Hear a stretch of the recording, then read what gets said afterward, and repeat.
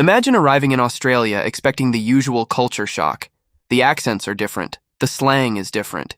People drive on the other side of the road. Even the supermarkets can feel unfamiliar. But then something much smaller starts happening. You notice Australians dealing with situations that would normally cause frustration, complaints, or a long conversation, and they simply shrug, smile, and carry on. At first, it barely registers. Then you see it again and again. And eventually, you start wondering how Australians became so comfortable with things that Americans often find surprisingly inconvenient, strange, or even stressful. The strangest part is that many Australians don't even realize they're doing it. And once you notice this habit, you start seeing it everywhere. So what exactly is it? Stay with me, because by the end of this video, the answer may completely change the way you look at everyday Australian life. One of the first things Americans often notice is how casually Australians deal with inconvenience. Something doesn't go perfectly? No worries. Plans change? No worries. The weather suddenly turns terrible? Well, that's Australia. A shop doesn't have exactly what you wanted. You find another option. You have to walk farther than expected. You walk. Something takes longer than it should. You wait. To an Australian, this can feel completely ordinary. But to someone arriving from another culture, especially someone used to expecting convenience, speed, or a clear solution, it can feel strangely relaxed. And that little phrase, no worries, is part of the reason. Australians use it in situations where another person might apologize, complain, or become visibly annoyed. Someone bumps into you. No worries. Someone arrives a few minutes late. No worries.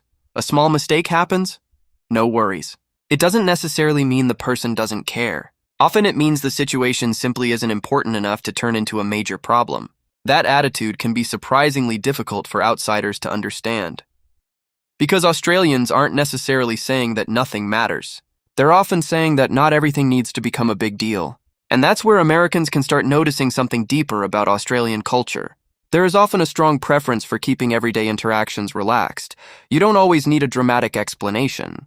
You don't always need to make your frustration known. Sometimes you just deal with it and move on. But here's where the habit gets even more interesting. Australians can be surprisingly comfortable with things that Americans might expect to be more controlled or organized.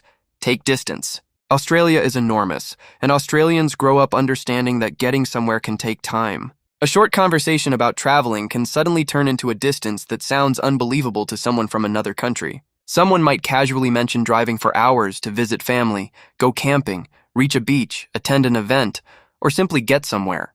To a visitor, that can sound like an entire expedition. To the Australian, it can be just another weekend plan. The same thing happens with outdoor life. Australians often grow up with an unusually practical relationship with the outdoors. Heat, rain, insects, long drives, beaches, parks, wildlife, and unpredictable weather can all become parts of normal life. That doesn't mean Australians are immune to discomfort. It means many of them become accustomed to adapting to it rather than constantly trying to eliminate it. An American visitor might see someone continuing with their plans despite uncomfortable conditions and think, why are they acting like this is completely normal? The Australian may be thinking exactly the opposite. Why wouldn't we? And this is one reason the habit is so easy to miss. Australians aren't necessarily trying to prove that they're tough. They often aren't even thinking about it. They've simply grown up learning what can be ignored, what can be worked around, and what actually deserves attention. But the habit becomes even more noticeable in social situations. Australians often have a reputation for using humor to reduce tension. Someone can be dealing with an awkward moment, an annoying situation, or an unexpected problem, and instead of making the atmosphere heavier, somebody makes a joke. That doesn't solve the problem, but it can change the way everyone feels about it. For an outsider, this can sometimes be confusing. Is the person actually annoyed? Are they joking? Are they being serious? In many cases, it's a little bit of everything. Australians can complain about something while simultaneously making fun of themselves for complaining about it. The result is a kind of social pressure against taking yourself too seriously. And Americans visiting Australia can notice this especially when they encounter everyday conversations. The tone can be more casual than they expected. Someone they barely know might call them mate. A serious-looking situation can suddenly become a joke. A mistake can be brushed aside. A disagreement can be softened with humor. And again, the Australian may not think anything unusual is happening. It's simply how the interaction works. But there is another part of this habit that can surprise people even more.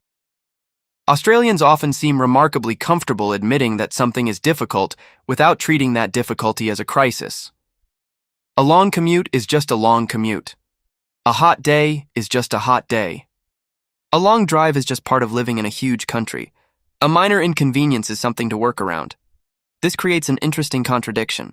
Australia can be one of the most extreme environments imaginable, yet everyday Australian behaviour can sometimes look incredibly calm. And that may be because Australians grow up surrounded by reminders that you can't control everything. Weather changes, distances are huge, plans change. Nature doesn't always cooperate. So instead of expecting perfect conditions, many people learn to adapt. And that brings us to the part Americans may notice only after spending more time in Australia. The habit isn't really about saying no worries.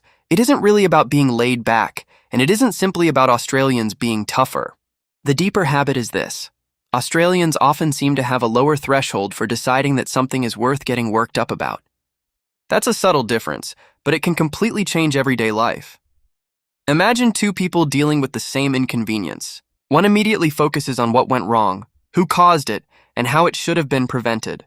The other looks at the situation, decides it isn't worth ruining the day, finds another solution, and keeps moving. Neither person is necessarily right or wrong. They're simply using different cultural instincts.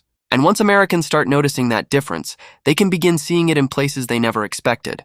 At the supermarket, at work, on the road, at a cafe, at the beach, in conversations with strangers, even in the way people react when plans don't go according to schedule. What seemed like random Australian behavior starts looking like part of a bigger pattern. And here's the twist. Some Americans may initially find this attitude frustrating. They may interpret it as being too casual, too relaxed, or even unnecessarily difficult to understand. But after spending enough time around it, some people begin to appreciate the freedom that comes with it. Because if every small inconvenience deserves a strong reaction, everyday life can become exhausting.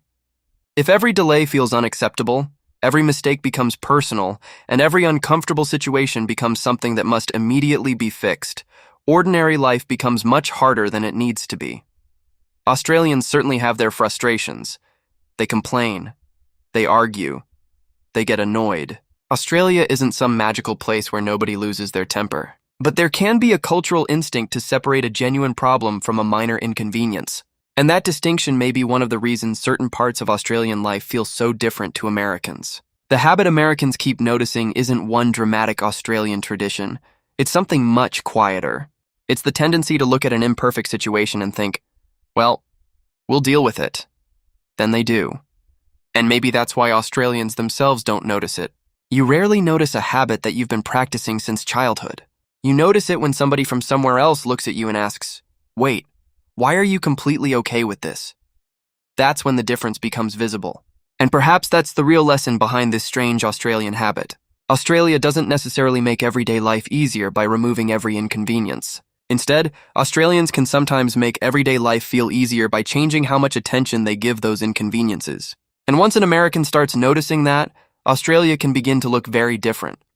Not because Australians have some secret rulebook, not because everything is better, but because the ordinary response to life's little problems can be completely different.